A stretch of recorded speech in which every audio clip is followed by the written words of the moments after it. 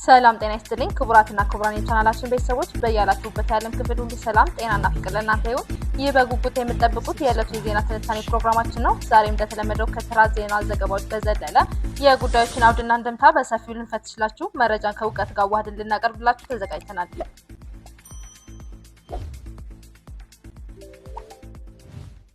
ኢትዮጵያ ከውጭ ጫና በተጨማሪ በምዕራብ የሀገሪቱ ክፍል በጋምቤላ ክልል ከፍተኛ የጸጥታ መደፍረስ እያስተናገደች ነው። በታህሳስ ወር ክልሉ በከባድ መሳሪያዎች የታገዘ ኢላማ የተደረጉ ግድያዎች የተፈጸሙበትና የአካባቢ አስተዳደር የፈራረሰበት ቀጠና ሆኗል።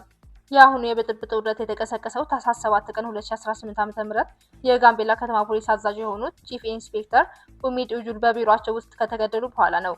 የአኟክ ተወላጅ የሆኑት ኡጁሉ የተገደሉት በኑዌር ብሔር ተወላጅ የስራ ባልደረባቸው መሆኑን መነገሩን በክልሉ ብሔርን መሰረት ያደረገ ክፍፍል እንዲፈጠርና የጸጥታ መዋቅር እንዲሰነጠቅ ምክንያት ሆኗል። ግጭቱ በጋምቤላ ከተማ በኢታንግሊ ወረዳና በላሬ የተስፋፋ ሲሆን የተደራጁ ሚሊሻዎች ከባድ መትረየሶችንና አርፒጂ የጦር መሳሪያዎችን መጠቀማቸው ነገሩን አባብሶታል። በዚህ ምክንያት ከ100 በላይ ንጹሃን ሲገደሉ የጤና ተቋማት ፈርሰዋል። የዓለም ምግብ ፕሮግራም ወይም WFP በዘረፋ ምክንያት ስራውን አቁሟል። ይህ ግጭት ከደቡብ ሱዳን የእርስ በርስ ጦርነት ጋር ቀጥተኛ ቁርኝት አለው። ከደቡብ ሱዳን ድንበር አቋርጠው የገቡ የኤስፒኤልኤም-አይኦ ታጣቂዎችና ነጭ ጦር ወይም ዋይት አርሚ የሚባሉ ሚሊሻዎች ራሳቸውን እንደ ስደተኛ በማስመሰል ዘመናዊ የጦር መሳሪያዎችን ወደ ክልሉ አስገብተዋል። የአካባቢው ባለስልጣናትና የስደተኞች መርጃ ድርጅት ሰራተኞች የሚሳተፉበት የሙስና መረብ ለእርዳታ የሚመጣውን ምግብ በመዝረፍ ለ780 ሺህ ስደተኞች የሚሰጠውን የምግብ መጠን በቀን ከ1000 ካሎሪ በታች እንዲሆን ተደርጓል። ይህም በስደተኞችና በአካባቢው ማህበረሰብ መካከል የህልውና ጦርነት እንዲቀሰቀስ ምክንያት ሆኗል።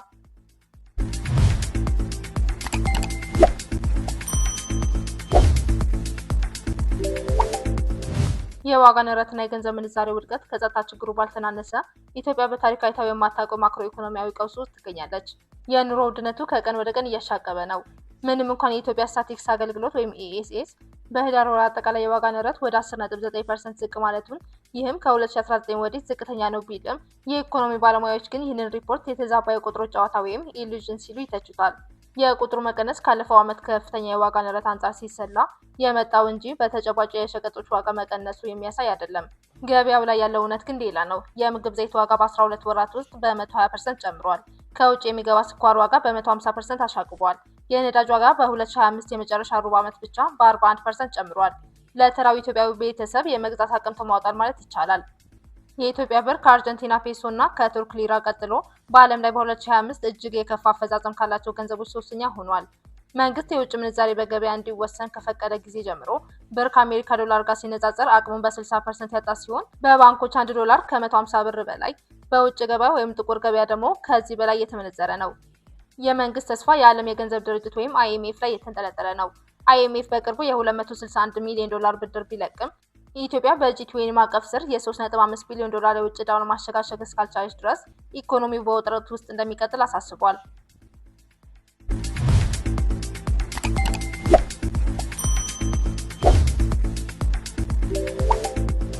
በታህሳስ 4 ቀን 2018 ዓ.ም በአማራ ክልል ርዕሰ መዲና ባህር ዳር አንድ ትልቅ ፖለቲካዊ ክስተት ተስተናግዶ ነበር። የአማራ ክልል መንግስት ከአማራ ፋኖ ህዝባዊ ድርጅት ተወካይ ከሆኑት ሻለቃ ማስረሻ ሰጤ ጋር ዘላቂ የሰላም ስምምነት ተፈራርመዋል። ይህ ስምምነት በመንግስት ሚዲያዎች የፋኖ እንቅስቃሴ ወደ መጨረሻው የሚያመጣ ተደርጎ ተዘግቦ ነበር። ስምምነቱ ታጣቂዎቹ ትጥቅ ፈተው ወደ መደበኛ ኑሮና የጸጥታ መዋቅር እንዲቀላቀሉ፣ መንግስት ደግሞ የፖለቲካ ጥያቄዎችን በውይይት እንዲፈታ የሚጠይቅ ነው። ሆኖም በባህር ዳር ከተደረገው ደማቅ ስነ ስርዓት በተቃራኒ መሬት ላይ ያለው ጦርነት አልቆመም። እንዲያውም የፋኖ እንቅስቃሴ ለሁለት ተሰንጥቋል። በጎጃም፣ ጎንደር፣ ወሎና ሸዋ የሚንቀሳቀሱና በወታደራዊ አቅማቸው ጠንካራ የሚባሉ የፋኖ ክንፎች ስምምነቱን ውድቅ አድርገውታል። በተለይም በጎጃም የሚንቀሳቀሰው ታጣቂው የፋኖ አመራር ዘመነ ካሴ ስምምነቱን አጥብቆ በመቃወም መልእክቱን አስተላልፏል። ዘመነ ስምምነቱን የአማራ ትግል ለመከፋፈል የተጠነሰሰ ሴራ ሲል የገለጸ ሲሆን ሌሎች የፋኖ አመራሮች እስክንድር ነጋ፣ ምሬ ወዳጆና አስረስ አማረ በአንድ የጋራ ወታደራዊ እዝ ስር እንዲሰባሰቡ ጥሪ አቅርቧል። ለመሰባሰብ በመዘግየታችን ዓለም እየተሳለቀብን ነው ያለው ዘመነ አንድነት ብቻ መንግስት ወደ እውነተኛ ድርድር እንደሚያመጣው ተናግሯል። በመሆኑም በጎጃምና ጎንደር ገጠራማ ክፍሎች ውጊያው እንደቀጠለ ሲሆን ፋኖዎች የመንግስት የሰላም ጥሪ እንደ ሽፋን በመጠቀም የድሮን ጥቃት እየተፈጸመብን ነው ሲሉ ይከሳሉ። የመረጃ ጦርነቱም እንደቀጠለ ነው። መንግስት 80% ክልሉን ተቆጣጠር ያለው ሲል ፋኖ ደግሞ 80% ገጠሩን እንደያዘ ይገለጻል። በኢትዮጵያ በተለይም በአማራ ክልል ያለው የጸጥታ ሁኔታ ከጊዜ ወደ ጊዜ እየተባባሰ መምጣቱን ተከትሎ በመንግስት ከፍተኛ የአካባቢ አስተዳደር አመራሮች ላይ ያነጣጠሩ ጥቃቶች መስፋፋታቸው ተሰምቷል። በደቡብ ወሎና በምስራቅ አማራ በተፈጸሙ የደፈጣ ጥቃቶች ቁልፍ የወረዳ አመራሮች ለህልውና ስጋት የሚዳርግ ጉዳት ሲደርስባቸው የመንግስት ኃይሎች የነበራቸውን የመከላከል አቅም ሰብረው የገቡ ታጣቂዎች ወታደራዊ ድል መቀዳጀታቸውን አሳውቀዋል።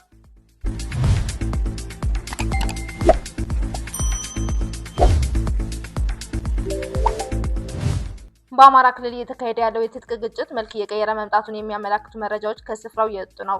በተለይም የመንግስት አስተዳደር መዋቅርን ሽባ ለማድረግ ያለመ ነው የተባለለትና በፋኖ ኃይሎች የደፈጣ ጥቃት የተፈጸመው ባለፉት 48 ሰዓታት ውስጥ ነው። ከገነቴ ከተማ አቅራቢያ የተሰነዘረው ያልተጠበቀ ጥቃት በስፍራው ሲንቀሳቀሱ የነበሩ የብልጽግና ፓርቲ የወረዳው ቁልፍ አመራሮች ለከፍ አደጋ ተጋልጠዋል። ከጤና ተቋማትና ከቦታው የደረሰን መረጃ እንደሚያመላክተው የቦረና ወረዳ ዋና አስተዳዳሪ የሆኑት አቶ ገበያው በቀለ ጭንቅላታቸው ላይ በደረሰባቸው ከባድ ጉዳት ህይወታቸው አሳሳቢ ሁኔታ ላይ ይገኛል። በተመሳሳይ ሁኔታ የዚህ ወረዳ የሰላምና ጸጥታ ጽሕፈት ቤት ኃላፊ አቶ አለምነው ስዩም በወገባቸው ላይ በተተኮሰ ጥይት ከባድ የመቁሰል አደጋ አስተናግደዋል። በጥቃቱ ወቅት አብረዋቸው የነበሩ የወግድ ወረዳ የብልጽግና ጽሕፈት ቤት ኃላፊ አቶ መሐመድ ግዛውም የመቁሰል አደጋ የደረሰባቸው ሲሆን ሌላኛው አመራር አቶ አብዱራህማን ደረሰ በአቅራቢያው ወደሚገኝ የግለሰብ መኖሪያ ቤት በመግባት እና በመደበቅ ህይወታቸውን ማትረፍ እንደቻሉ ተረጋግጠዋል። ይህንን ጥቃት በተመለከተ የምኒልክ ዕዝ ንጉስ ሚካኤል አሊ ኮር የህዝብ ግንኙነት ክፍል ባወጣው መግለጫ ጥቃቱ የታቀደ እና በመንግስት አመራሮች ላይ ያነጣጠረ መሆኑ አረጋግጧል። እንደ ፋኖ አዛዦች ገለጻ የወረዳ አመራሮችን ከስራ ውጭ ማድረግ አንድ ኮሎኔል ከመደምሰስ ጋር እኩል ነው የሚል እምነት በታጣቂዎቹ ዘንድ ተይዟል። በሰሜን ምስራቅ ዕዝ ስር የሚንቀሳቀሰውና በኮሎኔል ጠጁ ሙላት የሚመራው የ801ኛ ኮር 45ኛ ክፍለ ጦር እንዲሁም የአድማ ብተና ኃይሎች አመራሮቹ ጥበቃ ለማድረግ ቢሞክሩም የፋኖ ኃይሎች የነበረውን የመከላከል ቀለበት በመበጠስ ጉዳት ማድረሳቸውን የክፍለ ጦሩ ሪፖርት ያመላክታል። በተያያዘ ዜና ሞት አይፈሬው በሚል ስያሜ የሚታወቀው የ206ኛ ኮር ኃይል ከአምበር ወደ ጃማ ከተማ ይንቀሳቀስ የነበረው የመንግስት ኃይል ላይ በወሰደው እርምጃ 27 የክላሽንኮቭ ጠመንጃዎችን፣ በርካታ ጥይቶችንና የደረት ትጥቆችን መማረኩን አሳውቋል። ውጊያው ከጠዋቱ 3 ሰዓት እስከ ቀትር 6 ሰዓት የቆየ ሲሆን በዚህ ሂደት ከ45 በላይ የመንግስት ታጣቂዎች ሲገደሉ ከ22 በላይ የሚሆኑ ደግሞ መቁሰላቸውን የፋኖ ምንጮች ገልጸዋል። በሌላ በኩል በምዕራብ አማራ በመርአዊ ከተማ ሊደረግ ታቅዶ የነበረው ህዝባዊ ስብሰባ በታጣቂዎች በተከፈተው ተኩስ መስተጓጎሉ ተሰምቷል። የአማራ ክልል ርዕሰ አስተዳደር አቶ አረጋ ከበደ የላኩት ልዑክ ከህዝቡ ጋር ለመወያየት ወደ ከተማው ቢያቀናም ነዋሪው የብልጽግናን አመራር ለመቀበል ዝግጁ አይደለንም በማለት በሩን እንደዘጋ ተዘግቧል። ይህንን ተከትሎ የከተማው አስተዳደርና የጸጥታ ኃይሎች ነዋሪውን ቤት ለቤት በመዞርና ከባህር ዳር ወደ ደብረ ማርቆስ የሚጓዙ መንገደኞችን በማስገደድ አዳራሽ ለመሙላት ጥረት አድርገው ነበር። ሆኖም የአፋ ምዕራብ አማራ ቀጠና ቴዎድሮስ ዕዝ ስር የሚገኘው የ102ኛ ኮር 22ኛ ክፍለ ጦር በከተማዋ ላይ በመወርተርና በዲሽቃ የታገዘ ድንገተኛ ጥቃት በመክፈት ስብሰባ ሙሉ ለሙሉ ሊበተን ችሏል። የታጣቂው ቡድን መግለጫ እንደሚያሳየው መንግስት ቀደም ሲል የኮሎኔል ታደሰ ሙሉነ ብርጌድን ደምስሰናል ብሎ ያሰራጨው ፕሮፓጋንዳ ሐሰት መሆኑን በተግባር ለማሳየት የኦፕሬሽን ወሳኝ ነበር ብሏል።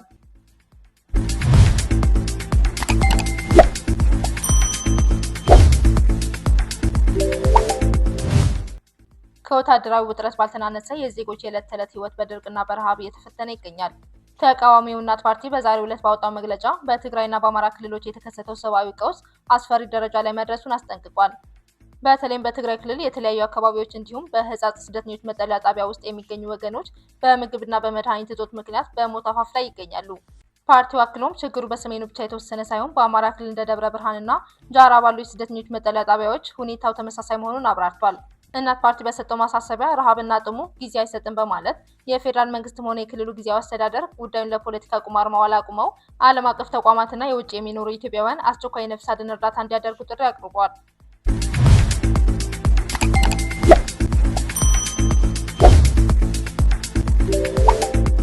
በአዲስ አበባ ከተማ በማህበራዊ ሚዲያ አጠቃቀምን በተመለከተ ፖሊስ ጥብቅ እርምጃ መውሰድ መጀመሩን አሳውቋል። በቲክቶክ እና ዩቲዩብ አማካኝነት ሙን የሚል መጠሪያ የሚታወቀው እና ትክክለኛ ስሙ ናትናኤል ባደ ገብረ የተባለው ግለሰብ በቁጥጥር ስር ውለዋል። የአዲስ አበባ ፖሊስ ኮሚሽን እንደገለጸው ግለሰቡ በቁጥጥር ስር የዋለው የህዝብን ሞራል የሚነኩ ለሰዎች ጆሮና ዓይን የሚከብዱ እንዲሁም አጸያፊ ንግግሮችንና ምስሎችን በማሰራጨቱ ነው። በተለይም ልቅ የሆኑ የጾታ ግንኙነት ጉዳዮችን በአደባባይ በማውራት በታዳጊ ህጻናት ስነ ልቦና ላይ ከፍተኛ ጉዳት እያደረሰ እንደነበር ተገልጿል።